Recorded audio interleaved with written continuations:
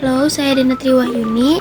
Pada kelompok ini saya bertugas membuat dan menjelaskan tentang yang digunakan untuk memeriksa username dan password.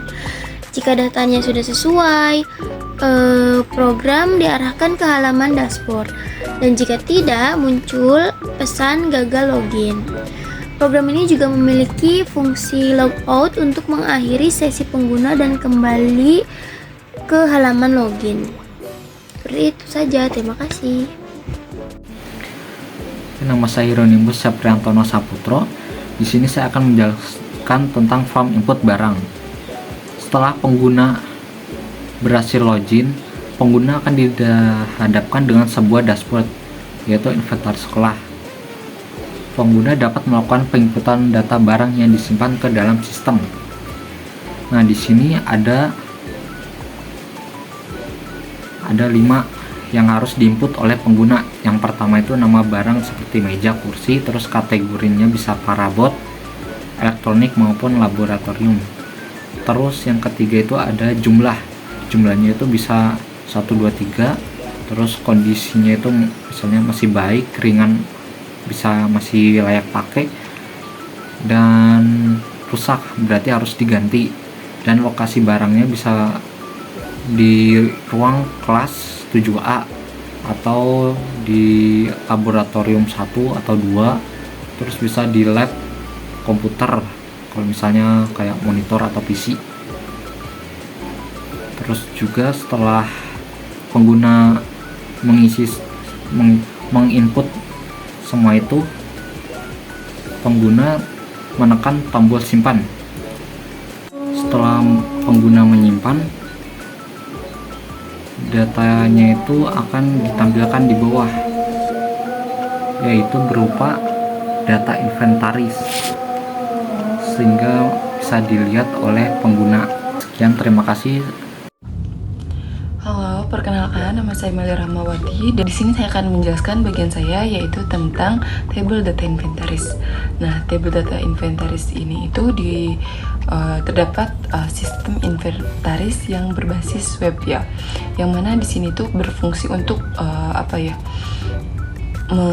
untuk menampilkan semua atau seluruh inventaris yang ada di sebuah sekolah agar lebih terstruktur. Nah, di sini saya menggunakan HTML sama seperti teman-teman saya yang sebelumnya ya. Nah, di sini itu kita ada tabel. Yang pertama, tabel ini itu terdiri dari beberapa bagian. Yang pertama ada yang mana itu tuh judul dari suatu kolomnya. Terus ada juga body, yang mana body itu isinya, karena di sini saya sedang menjelaskan tentang data table inventaris. Nah, di sini saya memiliki body, beberapa bodinya, ada beberapa kolom ya. Yang pertama di sini diisi dari nomor, terus ada nama barang, ada kategorinya juga, ada jumlahnya, ada kondisinya juga, dan juga aksinya itu bagaimana. Nah, ini tuh saya bikin kayak gini tuh agar strukturnya itu inventarisnya itu lebih terstruktur di datanya itu. Nah, terus yang selanjutnya juga ada bagian bodinya juga. Terus bagian bodinya yang selanjutnya itu ada table datanya. Nah, yang mana itu digunakan agar dapat mengisi datanya itu otomatis, jadi langsung, gak harus di refresh dulu, jadi kayak waktu kita lebih efisien.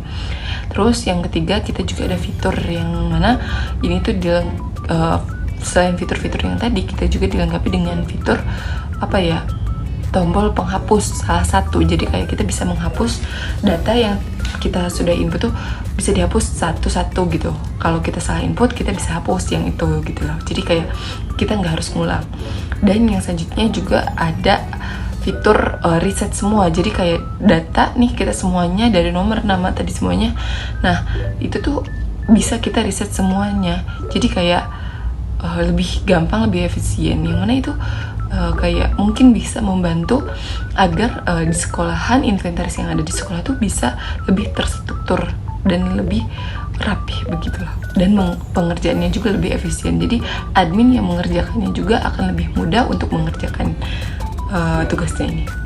Oke, untuk selanjutnya akan dilanjutkan oleh teman saya. Perkenalkan, nama saya Dr. Rizky Pratama. Di sini saya akan menjelaskan bagian JavaScript dari proyek kami yang berjudul Inventaris Sekolah. Pada bagian ini, JavaScript berfungsi sebagai penghubung antara tampilan dengan proses yang terjadi di dalam aplikasi. Artinya, kode ini tidak hanya mengatur data, tetapi juga menentukan tampilan apa yang muncul dan kapan tampilannya berubah. Pada bagian ini, JavaScript berfungsi sebagai penghubung antara tampilan dengan proses yang terjadi di dalam aplikasi. Artinya, kode ini tidak hanya mengatur data, tapi juga menentukan tampilan apa yang muncul dan kapan tampilannya berubah. Kode diawali dengan DOM content loaded. Ini berarti JavaScript baru dijalankan setelah seluruh halaman HTML selesai dimuat. Tujuannya supaya semua elemen seperti form login, tombol, dan input barang sudah tersedia dan bisa dikendalikan oleh JavaScript. JavaScript mengambil elemen halaman login dan dashboard inventaris. Dengan ini, sistem bisa menampilkan halaman login saat aplikasi pertama dibuka, menyemaikan dashboard, dan menampilkan dashboard setelah login berhasil. Perubahan tampilan ini dilakukan dengan menambah atau menghapus class hidden tanpa perlu pindah halaman. Semua input seperti nama barang, kategori, jumlah, kondisi, dan lokasi diambil oleh JavaScript. Artinya, setiap data yang diketik pengguna di tampilan langsung bisa diproses oleh sistem. Saat tombol login ditekan dan data sesuai, tampilan login menghilang. Lalu tampilan dashboard akan muncul dan tabel inventaris langsung menampilkan data yang sebelumnya sudah tersimpan, sehingga pengguna langsung bisa melihat hasil output berupa tampilan dashboard yang aktif. Saat tombol simpan ditekan, data dari form diambil, data disimpan ke local storage, dan tabel inventaris diperbarui secara otomatis, sehingga tanpa refresh halaman, data baru langsung muncul di tabel. Inilah output utama dari codingan ini, yaitu tampilan tabel inventaris yang selalu update. Output yang dihasilkan adalah tampilan login sebagai halaman awal, tampilan dashboard inventaris setelah login, lalu form input barang yang aktif, tabel inventaris yang menampilkan data secara langsung, serta data tetap tersimpan walaupun halaman ditutup atau di-refresh. Secara keseluruhan, bagian JavaScript ini berperan penting dalam mengatur perpindahan tampilan, menghubungkan input dengan sistem, menyimpan dan menampilkan data, serta membuat aplikasi menjadi interaktif dan mudah digunakan. Secara keseluruhan, bagian JavaScript ini berperan penting dalam mengatur perpindahan tampilan, menghubungkan input dengan sistem, kemudian menyimpan dan menampilkan data, lalu membuat aplikasi menjadi interaktif dan mudah digunakan.